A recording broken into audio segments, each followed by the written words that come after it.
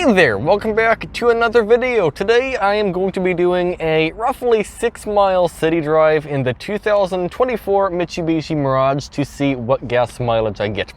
Why am I only doing a video driving 6 miles? Well, I don't drive in the city that much at all, really. The only city driving I do is usually like 0.5 miles to the freeway. But I am at the doctor and the house is about 6.5 miles away and I don't have any freeway to take. So that means I have to do stop and go driving. The Mitsubishi Mirage is a gasoline only vehicle. It's not a hybrid and it doesn't get the benefits of a hybrid in the city, which means the gas mileage probably will be worse than if I had a hybrid. But one way or another, I'm going to try my absolute best to hypermile the 6.5 miles, actually 6.4 miles to be exact, back to the house to see what gas mileage we get. That sounds like a good plan, right? On the way here, I had the air conditioner on and I got 44 miles per gallon. For context, it is rated for 36 miles per gallon in the city, so that is, what, 8 miles per gallon better? Actually, let's see. 36, 37, 38, 39, 40, 41, 42, 43, 44. Yeah, that is 8 miles per gallon above what the car is rated for, which is quite good. But the car was already warm and it wouldn't run rich because of that. But I'm starting the car up now after being at the doctor for about 2 hours, so it probably is going to be rich. I'm not going to be using the air conditioner. The headlights are on the daytime running light mode. They are not on headlights, so that saves even more fuel since I have halogen lights in this car, not expensive LEDs to replace. But it costs a little bit more in the long run, maybe, or maybe not, I'm not sure, because halogens use about 50 watts each versus the LEDs that don't. But halogens are like $5 or $10 per light bulb to replace, and a LED, you have to replace the whole unit, and those cost quite literally almost $1,000, so actually it's much cheaper to have halogen. Either way, the gas mileage is reset. I'll have some coffee real quick, and now it is time to go. Alright, the car is started, and when I exit I need to go to the right, and there is a truck coming, so I can't go in reverse. Okay, now I can go in reverse. Alright, now where shall I go? Actually, I might be able to go to the left. Once I pull out a little bit here, I can like look around. Which direction can I go? No, I actually have to go to the right, sadly. This is not expert hypermiling strategy right here, but it is driving. It is what it is. There's only so much you can do, alright? Either way, let's take off. I covered the entire car with leaves by parking under a tree. That's fine. I also had the windows down, which helps a little bit, and that is Britney Spears music playing right now, giving me copyright claims. That's great. Nope. Either way, let's get out of this parking lot. Bump, bump. Okay, we're at like 4 miles per gallon or something right now. I'm not positive. I can't really read it, but it is what it is. So I need to get out of the parking lot and then turn left, which might be a challenge because of the kind of road this is.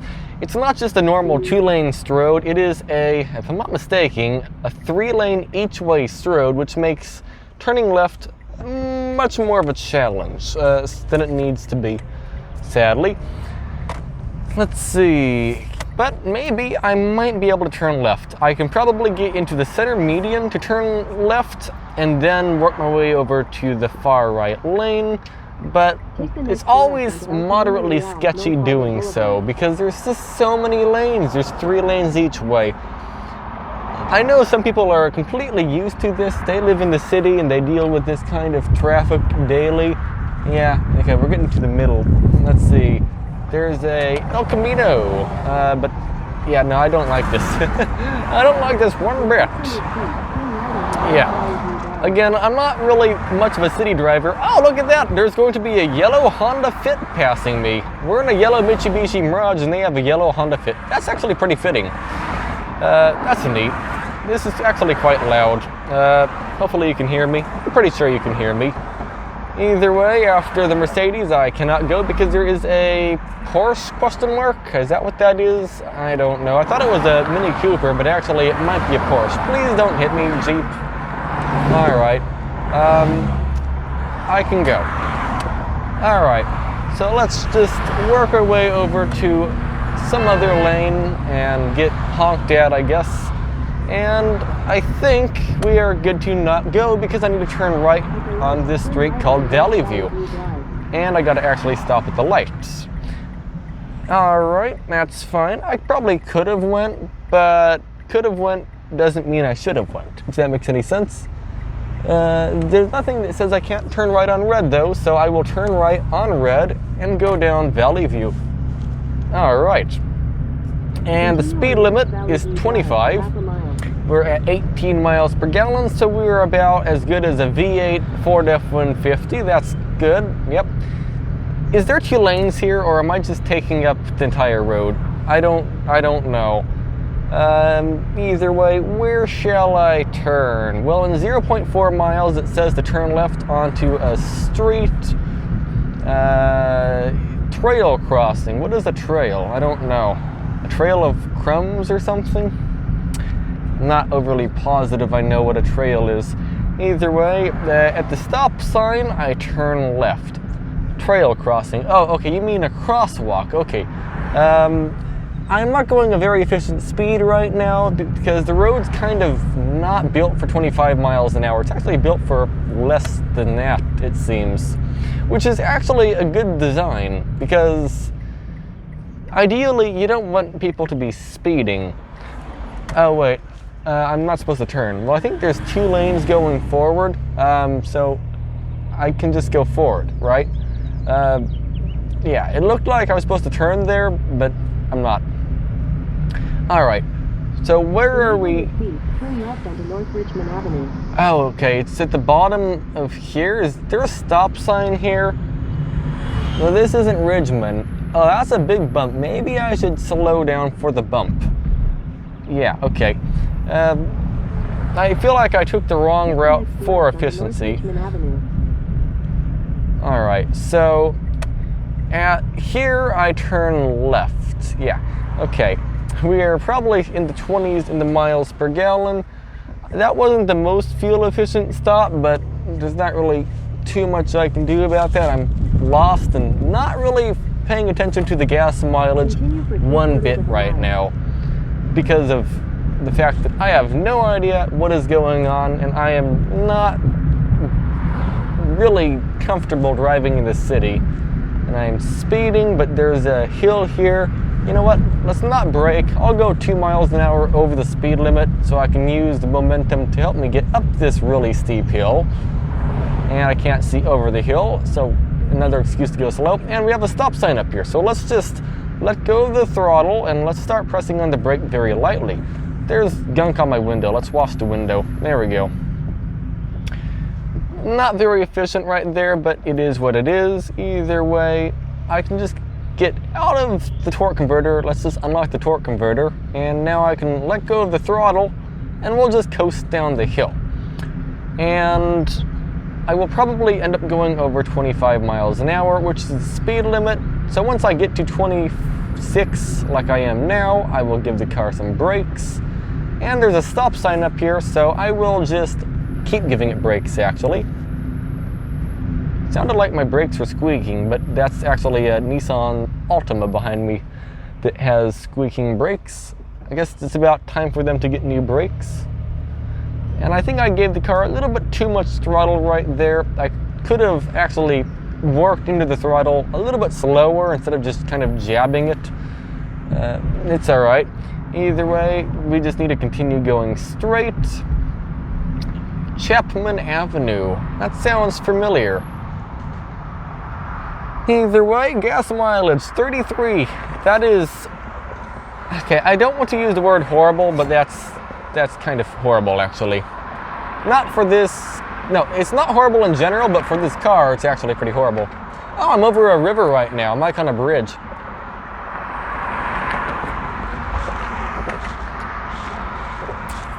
So when the light turns green, I'm going to focus on not giving the car a lot of throttle aggressively fast. I'm going to try to work into it if possible. That's the goal. I don't know if the goal is going to succeed, but it is going to be what my goal is.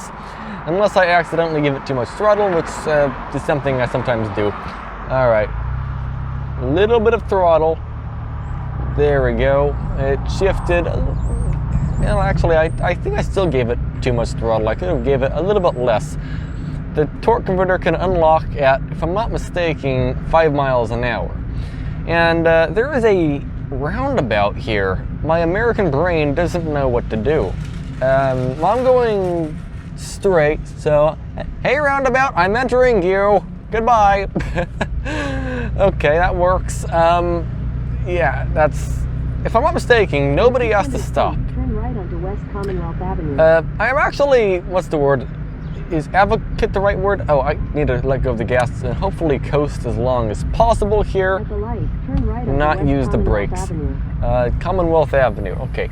I'm actually, I think the word is an advocate for roundabouts. Can I fit in that spot? Probably, but I also don't like curbing my wheels. And also, I probably wouldn't turn right anyway because I don't want to turn right in front of cars. So I'll just wait. That's the best thing to do. But roundabouts, I think they are actually a really good design. One interesting thing, so if we had roundabouts mostly in the city, I think we wouldn't need to have the traffic meters getting on the freeway, because the traffic meters are mainly there because when the light turns green, a big clump of cars gets on the freeway. But if you don't have big clumps of cars because you don't have lights and you have roundabouts instead, there's like an even amount of cars. Like, they aren't just coming in clumps, but they're coming in like even amounts, kind of. If you have like more of that, I don't think you'd even need those things, which would actually save energy. Continue on West Commonwealth Avenue for 1.5 miles. Oh, this is Ford, where my mom got her Ford Maverick that we took to Florida in. Yeah, I don't really like the Maverick. I drove it a lot of miles, almost 7,000 miles, and I am trying to like it, but I don't like it, okay? It's just not my cup of tea. Either way, there's nothing objectively bad about it, it's just boring. That's just the main problem with it. And that's fine. Like, this car, people say is boring, but it's more engaging. There's more things to be engaged about. So I'm going to slow down way ahead of time for the light, and I'll slow down to, I don't know, about this speed right here. Let's go like 10 miles an hour and see if I can get through the light at like this speed. Nope, I'm not going to be able to. I am going to actually have to stop, sadly. Yep, definitely going to have to stop because we still have those left turns to go through with the light. Even if I didn't give the car a little blip of throttle at 10 miles an hour, I still would have ended up having to stop. And actually, that would have been more efficient because I wouldn't have wasted that like half a tablespoon of gas by stepping on the gas just very slightly for a moment. Well, that's all right. It's only like 80 degrees today outside, so it's a nice day. I got the windows down. And we're at 36.9 miles per gallon.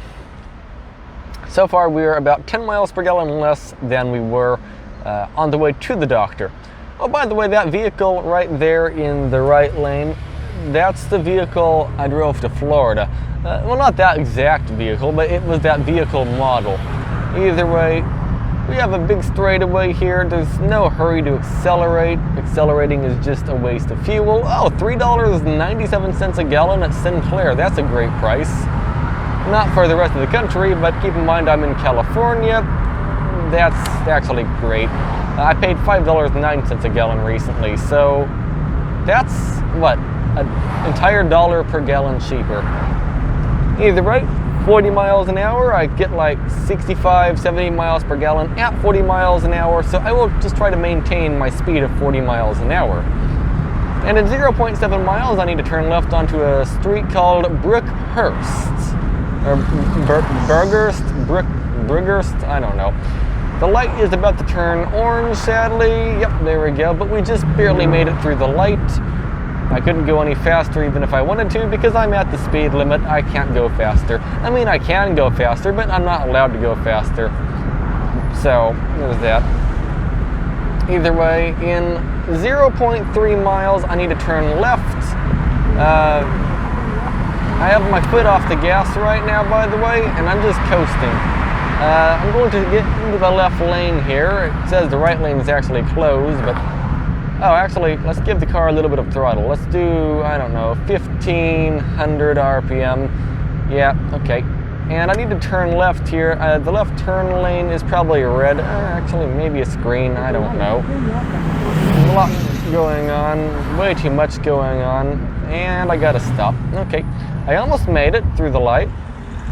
And now it's flashing, which, what does that mean?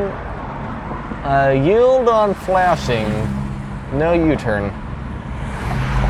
I think it means I can turn left here, right?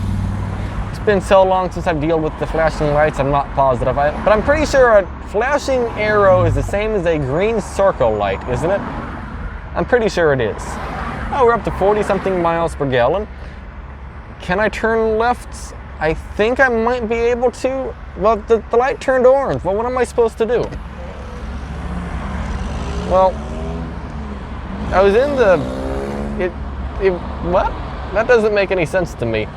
It was in the turn left flashing orange and then it went to that. It wasn't solid orange, it was just flashing to say yield. I'm in drive, right? Yeah. Well, I have no idea what flashing means. Flashing. Are you going to stop and press that? Thank you. What? Why is... I don't understand. I mean, I passed my driver's tests on these roads in this exact town, alright? Like this DMV that I passed the driver's test is here. I was driving on these roads when I passed. So I should have an idea how to deal with these roads, but apparently I don't? I don't know. I mean, it's been so long since I've been here, but like... Flashing orange is the same as a circular green light. So it should be fine. Also, crosswalk. Watch out for crosswalks. There's no lights or anything. There's no slowdown before the crosswalk, and you can actually miss pretty easily somebody walking out into the crosswalk. I've missed quite a few people and ended up having to slow down rapidly. And there is my alarm going off, and there's a cyclist here. Let's turn off the alarm. But there's nobody in the crosswalk right now, so I can keep going straight. And what is that to the right? That's Bank of America. I thought that was like some sort of In-N-Out burger or something. It actually sounds pretty good right now, In-N-Out burger. But the flashing arrow, how does that work? Because it was just flashing orange. It wasn't solid orange. If it was solid orange, that means it's about to turn red. But then if you're in the flashing orange, the driving instructor tells you specifically that both the DMV told me and also the driving instructor told me to pull out into the road when it's flashing orange. So I feel like I did it wrong, but at the same time, I literally cannot think of what I did wrong. So I don't know. Oh, by the way, if I was doing the extremist amount of hypermiling humanly possible, or I don't know, humanly possible, but like possible. Oh, look, there's a Mirage to the right. I'll wave. Hello, Mirage. You didn't wave. If I tried to do the... What was that? If I tried to do the most hypermile possible, I would actually shut the car off at the light. Which, you know what? I could probably do, but I'm not sure where to do it. Like, I could do it here, but I'm not positive. Yeah, like, the light turned green, so like I couldn't really do it here. Either way, I let go of the brake. I'm assuming everyone's going to start moving. Yep, and now I can start giving the car a very, very tiny amount of throttle, actually. Can I make it through the light? Yes, I can. Yeah. I won't be blocking the intersection because the light's green, so we'll be moving. So I'll just get over here and step on the brake, and I'll follow the Ford Fusion. All right, a little bit of throttle, and let's just ease into it very lightly, 1,250 RPM roughly, and I'll just accelerate very gently to the next light. Once I get across the lights, crosswalk, I'll let go of the gas. All right, no gas. And now we will start giving it some brakes. I don't think I can avoid stopping here, so we will just stop here like this. Oh yeah, about that light. So I think it's green arrow means go. Flashing orange arrow means it's like a regular green circular light. You have to yield, or you have to wait for oncoming cars to stop coming. And then red means stop. Well, what do you do when it's flashing orange and then it turns into just a regular red light? I'm not sure what you're supposed to do in that situation, because like you're out in the intersection, but cars are still moving, kind of. Maybe once it turns red, I'm supposed to actually complete my left turn, maybe? But actually, that wouldn't be considered running a red light. As long as I'm past the limit line when the light turns red, that's technically not running a red light. So I think that actually might be the right thing to do instead of backing up, because I was blocking the crosswalk. But at the same time, how do you know the other cars aren't going to start moving? I mean, the other cars, they're supposed to wait until the intersection is empty before they move, so there is that, but it's not a guarantee they will follow that. So, I don't know. I don't drive in the city much. I don't know if you can tell. I'm probably overthinking everything. Either way, I'm giving the car a little bit of throttle to get past the green light here. Now that I'm past the green light, I'm going to give it no throttle. And we're just going to coast up here. Actually, we're going to give it a little bit of throttle so I don't like completely stop and start rolling backwards. Alright, we're almost caught up to the Honda CR-V. I remember when you're on a hill, you want to park with quite a bit of room between you and the car in front, because if they drive a manual or they drive an automatic without hill start assist, once they let go of the brake, they can actually start rolling backwards. Or if they're driving a manual, they have to let go of the brake and then start giving the car throttle while pushing the clutch down, but while you're pushing the clutch down, the car's rolling backwards, and then you can take off. It's just probably a way to do better than that, but it's probably a good idea to assume that's how the car is going to drive. Now, I don't think Honda CR-Vs come in a manual version, but it's better to be safe than get bumped into. Sure, it might be their fault if they bump into you, but I mean, I really wouldn't want somebody to just roll into me, you know? Like, they're doing their best, all right? Sure, they might roll back, but you might as well not bait them into, like, bumping into you, kind of, you know? Because they don't want to bump into you. I don't want them to bump into me. And they're doing their best. So, it is what it is. The light up the road is orange, so I'm going to just not give the car any throttle at all. And we're just going to completely coast up to the light. That's the goal, at least. Yeah, no throttle. I'm only at 44 miles per gallon. It is what it is. Yeah, no throttle still, no brakes. We're just coasting. Can I get past the keep clear sign? Yes, I can. Well, I thought I could, but actually I might be slightly in the keep clear area. Either way, I'll pull up.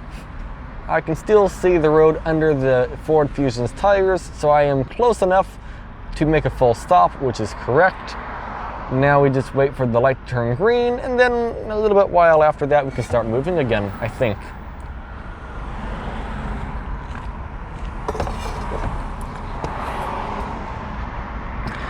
I wouldn't say this is true hypermiling, alright?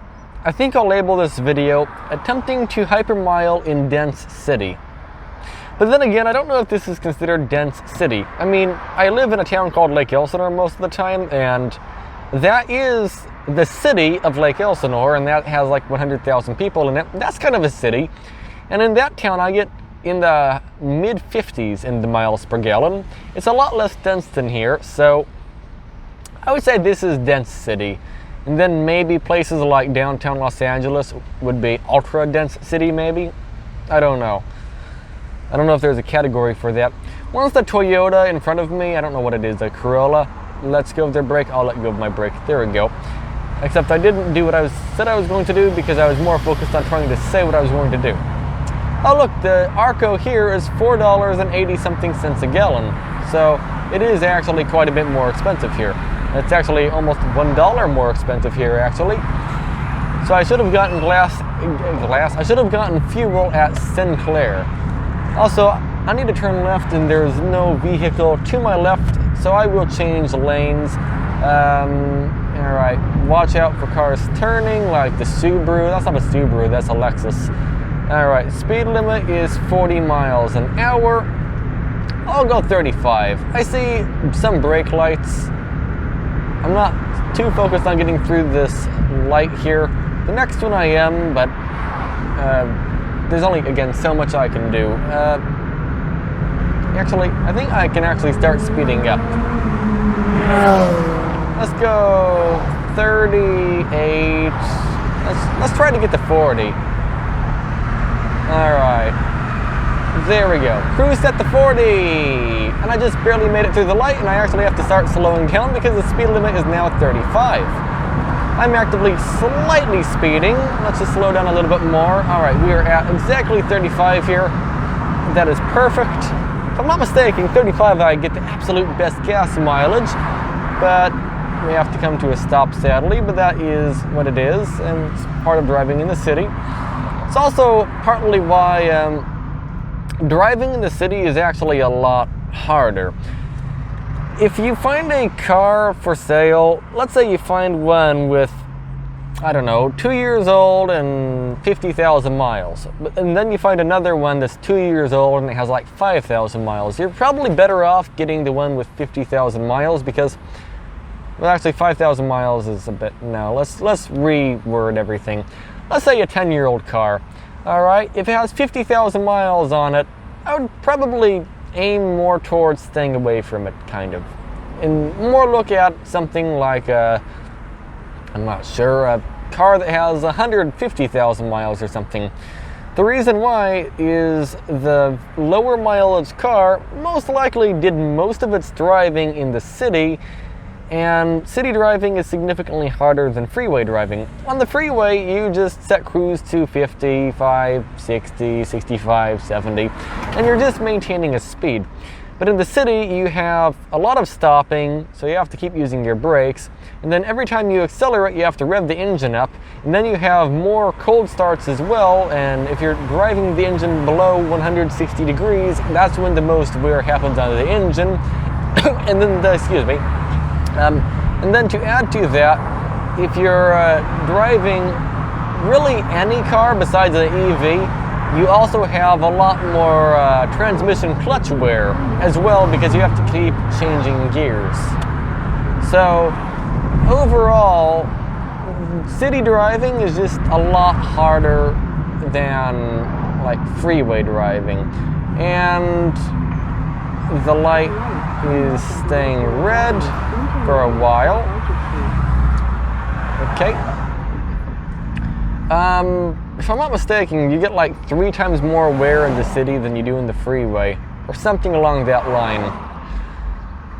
So do keep that in mind. But then if you find a really old car that doesn't have that many miles, cars also don't like sitting, all right? A car that has been sitting is not ideal. You don't, like, how do I explain it? Cars are like people, all right? if you are a truck driver and you just sit all day long, that's quite hard on your body, all right? You can get problems because of that. But that's kind of the same with a vehicle as well. If you basically sit all the time, you're going to end up having problems because you're sitting all the time. There we go. And gas mileage, 44.6. And so, yeah, again, that's 8 miles per gallon, above what it's rated for. Is that great? I think I could have probably gotten the same in that pickup truck to the right of me, to be honest, because it's a pickup truck. Sure, it's heavier, it's like twice the weight. Sure, it has a 4-cylinder engine that's less efficient, but it has a ECVT. And because of that, or not ECVT, well, I mean, it has an ECVT, but it has a hybrid system, and because of that, when you're at stoplights, the engine's not running. But when you're coasting to a stoplight, it's recharging the battery. So then when you take off from the stoplight, you're using only electric for the most part to get up to speed.